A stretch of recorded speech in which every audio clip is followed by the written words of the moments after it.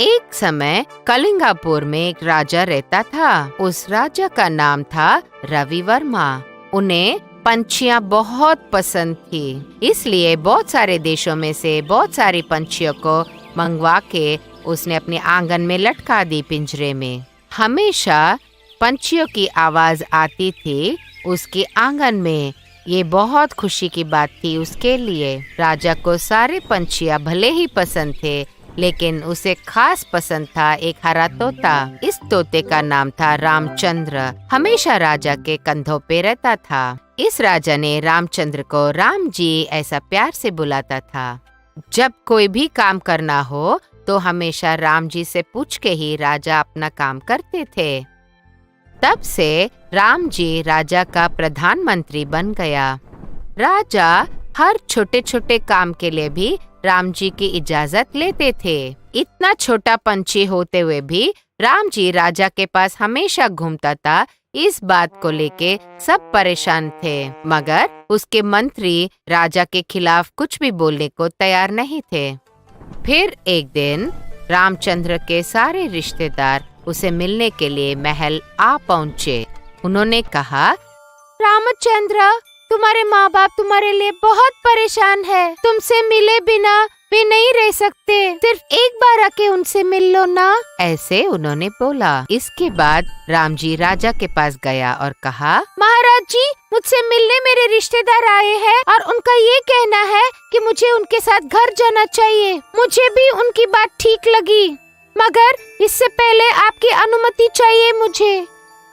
मगर महाराज को बहुत दुख हुआ, क्योंकि वो कभी भी इस पंछी के बिना नहीं रह सकते थे। सिर्फ यही नहीं, उनको कोई भी निर्णय लेना था तो राम जी की मदद की जरूरत थी। उनके मन में ये भी शंका थी कि ये अगर राम जी चला जाता तो क्या वापस आता। रवि वर्मा को ये सब परेशानी थी, इसलिए क्या इसे भेजना है या नहीं भेजना है, इस प्रकार वो सोचने लगे। महाराज, मैं आपका भरोसा नहीं तोड़ूंगा।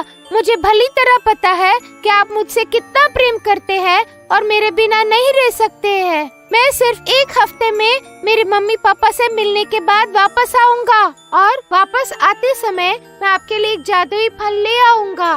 इस फल को खा के आपकी उम्र घट जाएगी और आप जवान दिखने लगेंगे। महाराज, मुझे जाने दीजिए ना।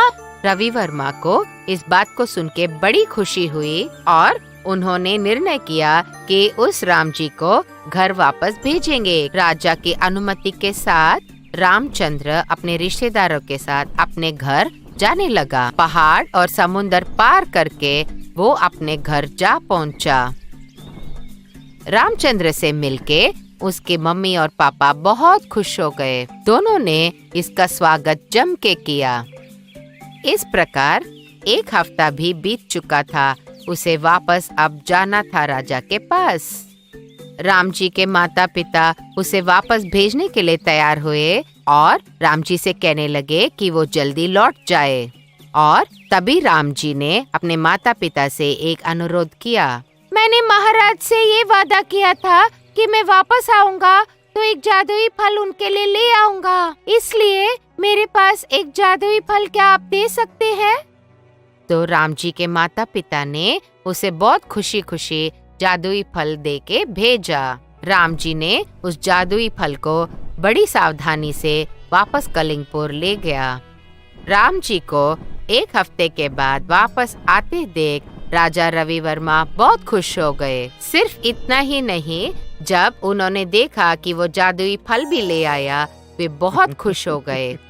फिर राजा रवि वर्मा ने उस फल को लेके सारे मंत्रियों के पास दिखाया और मंत्रियों ने जवाब में कहा, महाराजा, अगर इस पेड़ को हमने जमीन में खोद के गाड़ दिया तो कल जाके बहुत बड़ा पेड़ होगा और उसके बाद ये बहुत सारा फल देंगे और हमारे राज्य में सब कोई फल खा के बहुत खुश रहेगा। ऐसे सुझाव दिया उन्होंने। राजा रवि वर्मा को भी ये सुझाव ठीक लगने लगा। तुरंत उन्होंने अपने बगीचे के माली को बुलाया और कहा कि इसको जमीन के नीचे बो देना। इससे एक बहुत बड़ा पेड़ उगा और उस पेड़ में बहुत सारे फल उगने लगे। उसमें से एक फल जमीन पे गिर गया। वहाँ पे आया एक सांप ने उस फल को देखा और उसे खाने की कोशिश की। उस सांप ने अपने फन को फल के ऊपर लगा के वहाँ से निकल पड़ा। सांप के फन से निकला जहर उस फल के अंदर घुस गया और वो जहरीला बन गया। माली ने इस पहले फल को राजा रवि वर्मा के पास पेश किया और राजा ने उस पहले फल को सब मंत्रियों के पास जाके दिखाया और उन्होंने ये भी सोचा कि उसे भगवान को अर्पण करे और उसके बाद उसे खाए। और पुजारी जी भी बड़े खुश हुए और उसे भगवान के पास अर्पण किया और उसी फल को घर पे ले गए और उस प्रसाद को अपनी पत्नी और बच्चे में बांट दिया। फिर क्या हुआ? उस जहरीले फल को खाके उसका पूरा परिवार खत्म हो गया। ये बात पूरे राज्य में फैल गई। सब ने महाराज जी के खास पंछी रामचंद्र को दोषी ठहराया। सब ने मिलकर राम जी के खिलाफ शिकायत दर्ज की। पहले से सारे मंत्री राम जी के खिलाफ थे और इस मौके का उन्होंने खूब फायदा उठाया और कहा राम जी ने राजा को मारने के मकसद से ही यहाँ पहले से बसा हुआ है। इन सब बातों को सुन के राजा रवि वर्मा को बहुत गुस्सा आया। राजा रवि वर्मा ने आंख मूंद के इन सारे मंत्रियों की बात को पूरा विश्वास किया। वहाँ आए राम जी के छाती पे उन्होंने छुरा भोंक दिया।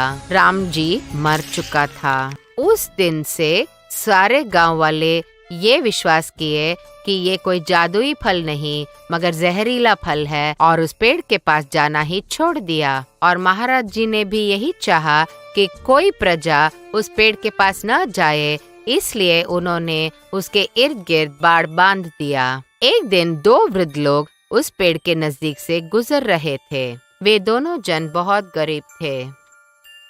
उन्होंने सोचा कि एक दूसरे का बोझ हल्का करेंगे और उस जादुई फल को खा के अपनी जान त्याग देंगे। वृद्ध आदमी ने उस फल को निकालने के लिए बाढ़ के उस पार जा पहुंचा। उन्होंने उस पेड़ से एक फल निकाला और तुरंत खाना शुरू किया।